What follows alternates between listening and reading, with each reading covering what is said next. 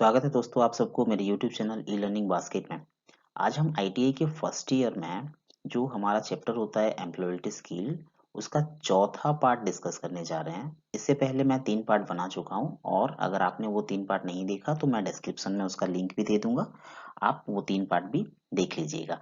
ये ITI के जितने भी ट्रेड्स हैं सब ट्रेड के लिए बहुत ही इंपॉर्टेंट है। और ये जो AITT के प्रीवियस ईयर के जितने भी क्वेश्चंस गिरे थे और जो क्वेश्चंस अभी AITT CVT में आने का बहुत चांसेस है, उनका एक कलेक्शन पार्ट 4 में मैंने दिया है। और चलिए उसको स्टार्ट करते हैं।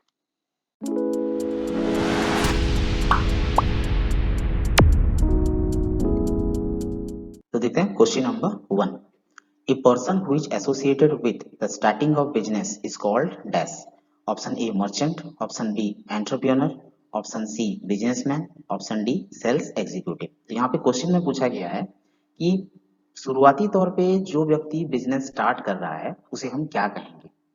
तो जो अपना बिजनेस नया नया स्टार्ट कर रहा है उसे हम बोलते हैं एंटरप्रेन्योर। तो आपका आंसर है बी, सही answer. Question number 2। As compare to small scale business large scale business required dash.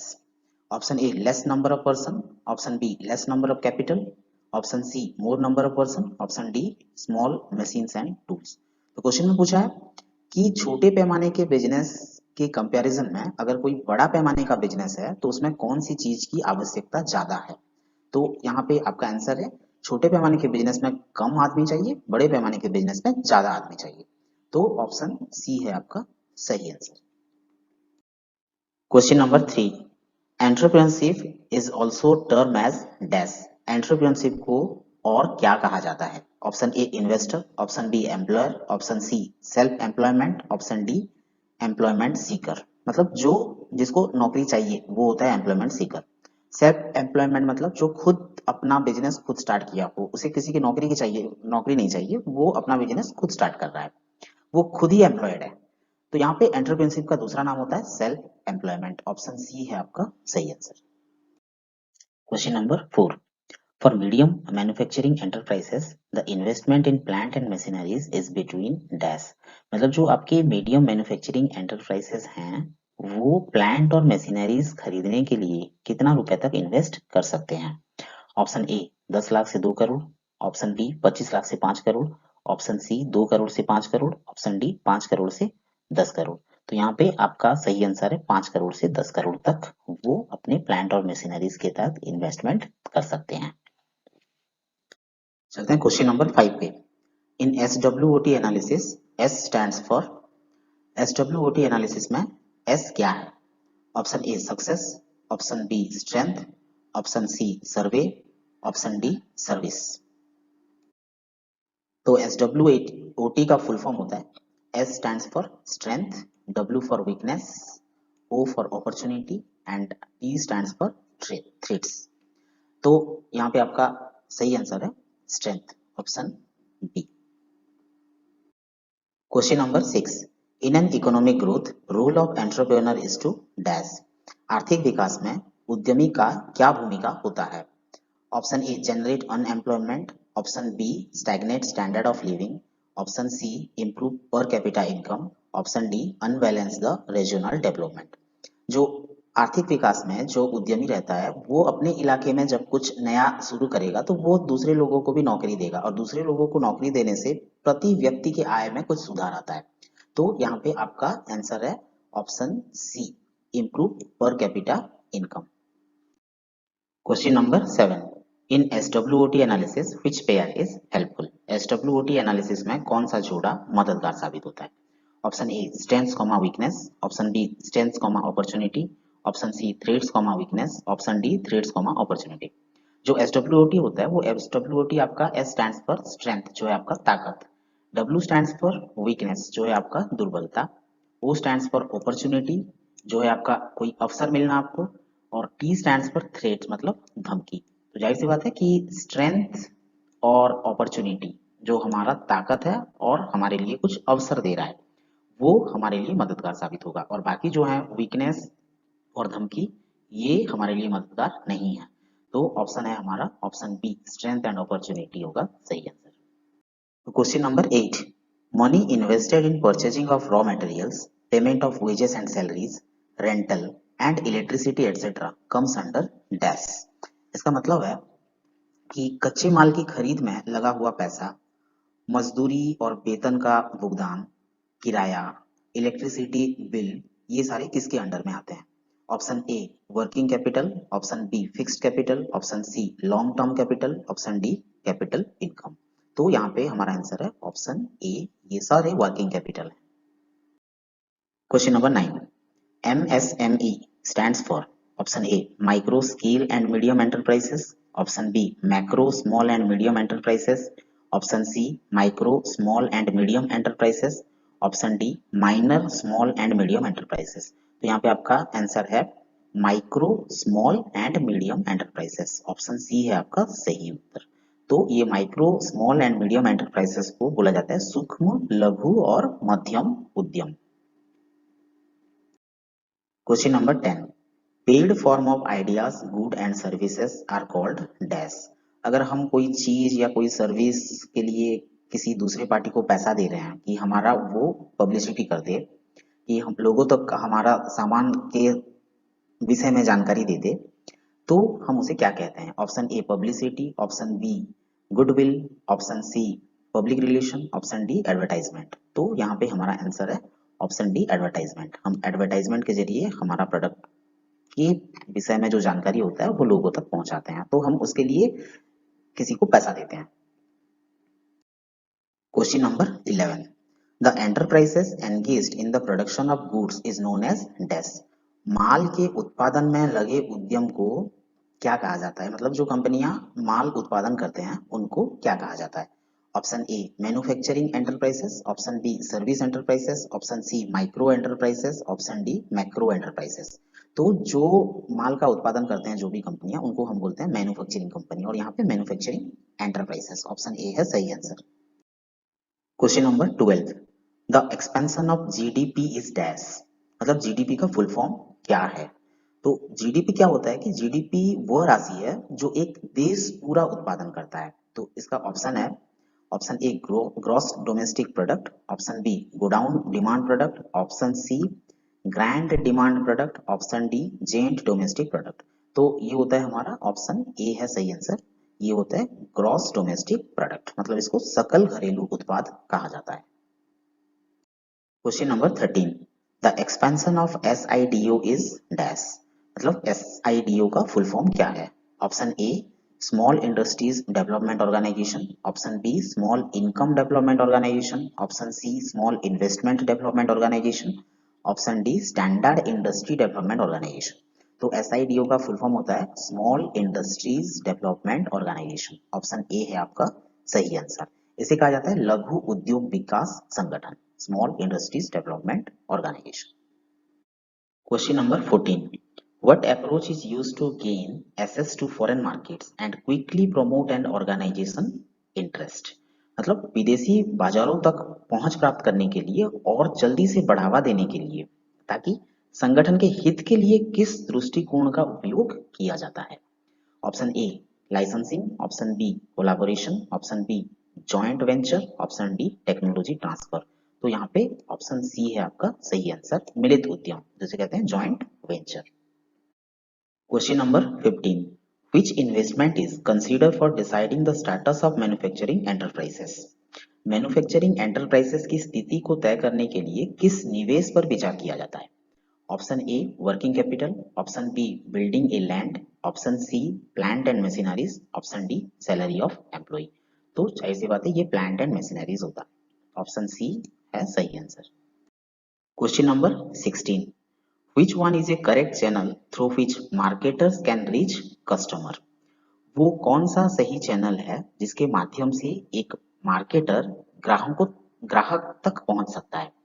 Option A manufacturer retailer wholesaler customer, option B manufacturer customer retailer, option C manufacturer retailer customer, option D manufacturer retailer customer wholesaler. तो यहाँ पे answer है manufacturer retailer उसके बाद customer. तो पहले manufacturer से एक सामान निकलेगा, रिटेलर के पास आएगा, रिटेलर के बाद वो डायरेक्टली कस्टमर उसको सीधा परचेज कर पाएगा, ऑप्शन सी है सही answer. Question number 17, which one is a web based accounting, इनमें से कौन सा एक वेब बेस्ड अकाउंटिंग है? Option A software designed for modern business, option B BG, option C Tally, option D Wings. तो Tally एक जो सॉफ्टवेयर है वो आपका वेब बेस्ड अकाउंटिंग है। ऑप्शन सी है सही answer. Question number 18, during using ATM authentication is provided by customer by entering dash. मतलब जब एक कस्टमर एटीएम जाता है और वहां से कुछ पैसा निकालता है तो वो एक ऑथेंटिकेशन देता है, जो कि वो अपने आप को एटीएम को कहता है कि मैं वो सही इंसान हूं और मुझे पैसा चाहिए। तो वो कौन सा ऑथेंटिकेशन की डालता है और उसको क्या कहा जाता है? Option A cash, option B IFSC, option C PIN, option D KYC. तो जब भी आप एटीएम जाते हैं पैसा निकालते हैं तो आप एटीएम को एक ऑथेंटिकेशन देते हैं, ऑथेंटिकेशन पिन डालते हैं, उसके बाद जाके आपका पैसा निकलता है। तो यहाँ पे आंसर होगा option C pin. Question number 19, expansion of ATM is dash. ATM का फुल फॉर्म क्या है? Option A asynchronous teller machine, option B automated teller machine, option C automated time machine, option D autonomous time machine. इसमें answer है option B automated teller machine. Question number 20, low productivity will lead to, कम उत्पादन के कारण क्या होगा? Option A job security, option B political stability, option C decrease in GDP per capita, option D increase in GDP per capita. अगर किसी देश में उत्पादन कम हो गया, कंपनियां ज्यादा उत्पादन करना बंद कर दें, तो उस देश का जीडीपी पर कैपिटा, पर व्यक्ति का जीडीपी जो सकल घरेलू उत्पाद है वो घट जाएगा। यहाँ पे ऑप्शन सी है हमारा सही answer, decrease in GDP per capita. Question number 21, production is defined as the ratio of dash. उत्पादन किन दो चीजों का अनुपात होता है? Option A output by input, option B input by output, option C output by skill of workmanship, option D input by skill of workmanship. तो जो उत्पादन होता है वो हमारा output by input, option A है हमारा सही answer. Next question, productivity is defined as the ratio of dash. तो प्रोडक्शन प्रोडक्टिविटी दोनों सेम चीज है। तो option A same output by input, option B input by output, option C output by skill of workmanship, option D input by skill of workmanship. तो यहाँ पे आपका answer होगा option A output by input.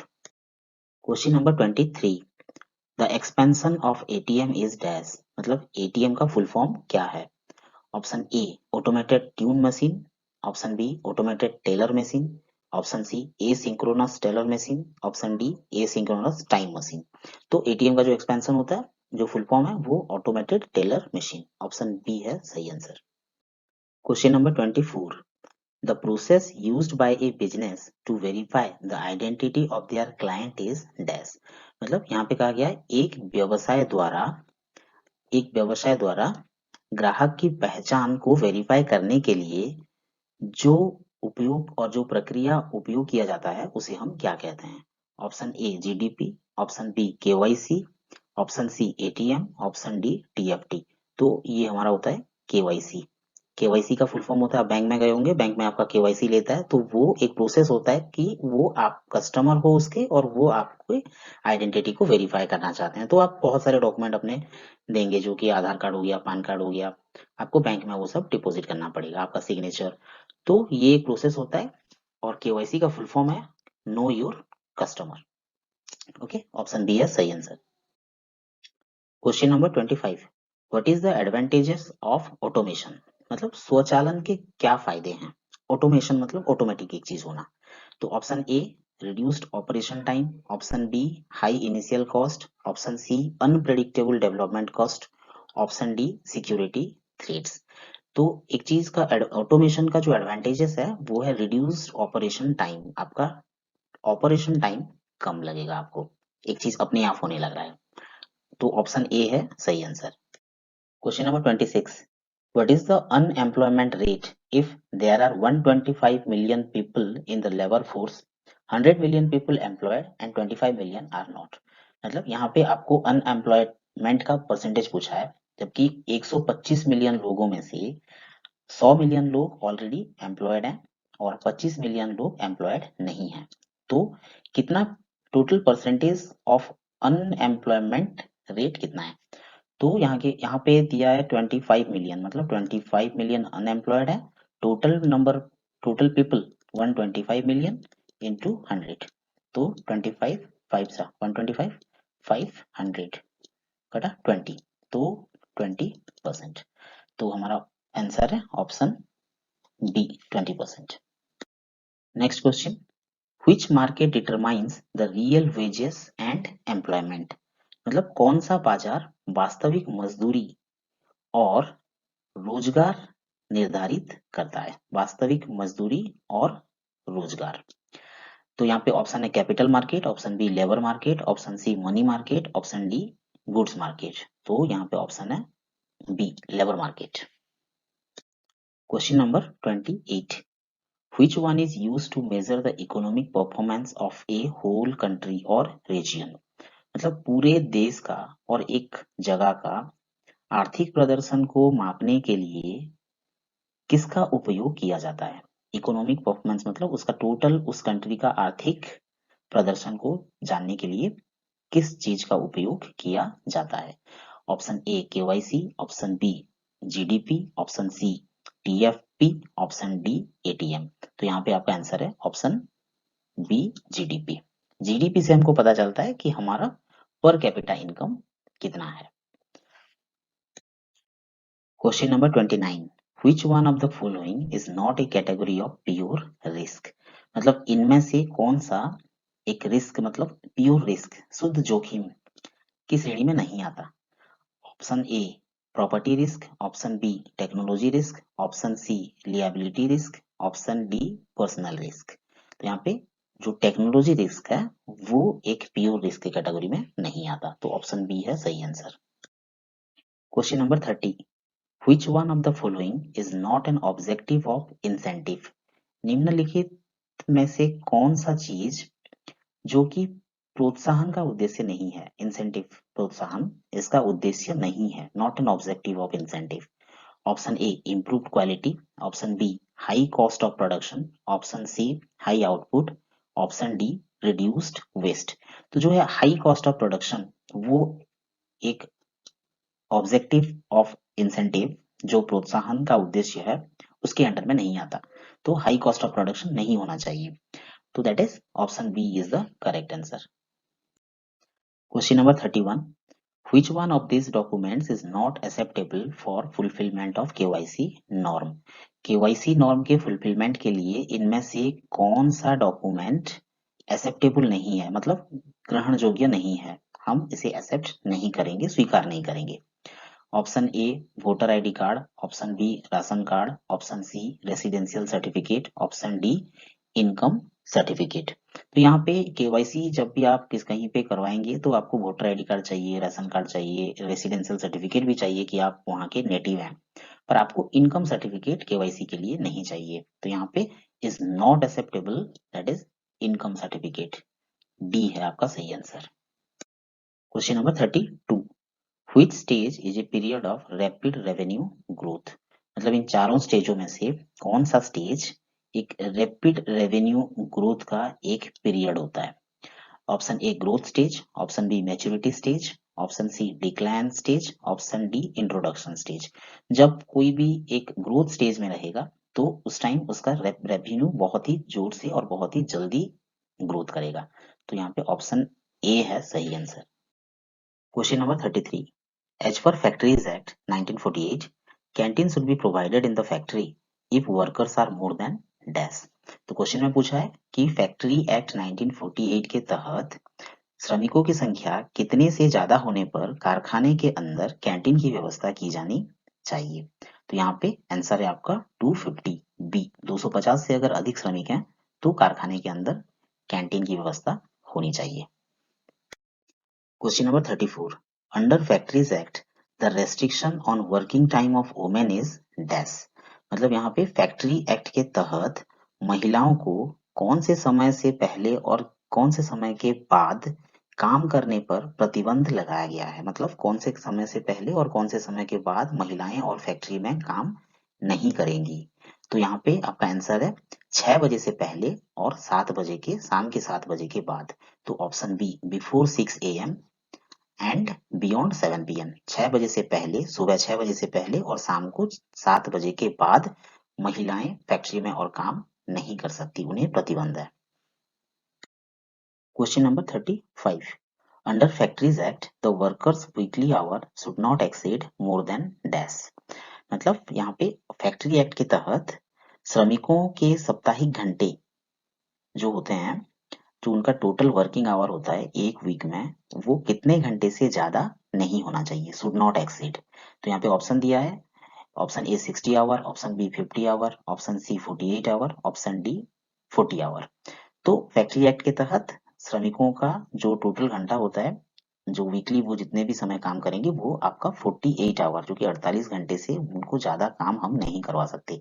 तो total 48 hour, option C है सही answer. Question number 36। What is the expansion of ILO? तो ILO का फुल फॉर्म क्या है? Option A international labour organisation, option B Indian labour organisation, option C Indian labour occupation, option D international labour occupation. तो जो ILO है, ILO का full form होता है international labour organisation. Option A है सही answer. Next question. What is the minimum percentage of employees contribution from the basic salary as per EPF act 1962? तो question में पूछा है कि एज पर EPF एक्ट 1962 के तहत मूल वेतन से कर्मचारियों के योगदान का जो न्यूनतम प्रतिशत कंट्रीब्यूशन कितना होना चाहिए? Option A 8.50%, option B 9%, option C 12%, option D 12.5%। तो जो एम्प्लॉय का मिनिमम कंट्रीब्यूशन उनके बेसिक सैलरी का मिनिमम 12% होना चाहिए, ऑप्शन सी है सही आंसर। Question number 38।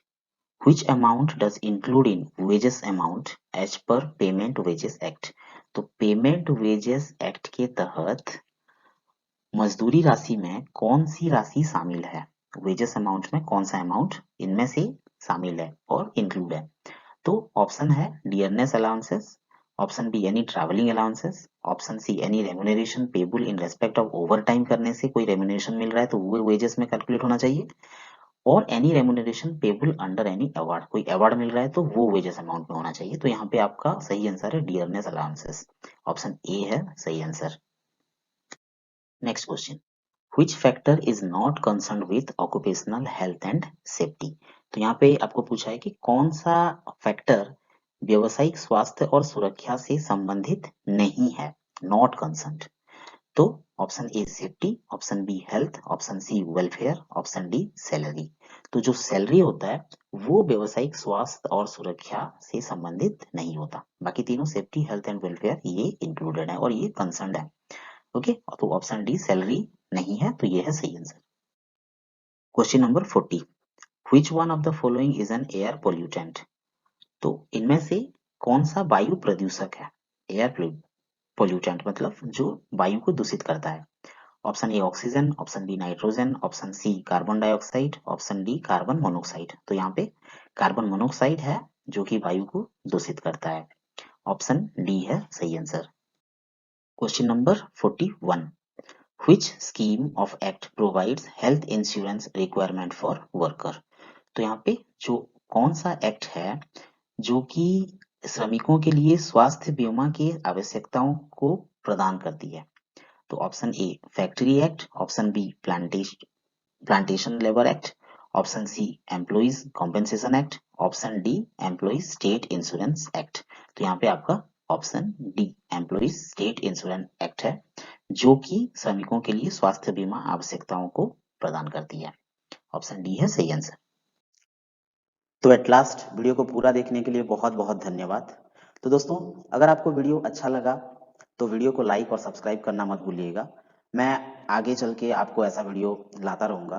और एक बात, अगर आपको कुछ डाउट है तो आप नीचे मुझे कमेंट भी कर सकते हैं, मैं आपके हर क्वेश्चन का आंसर देने की पूरी कोशिश करूंगा। तो again thank you so much.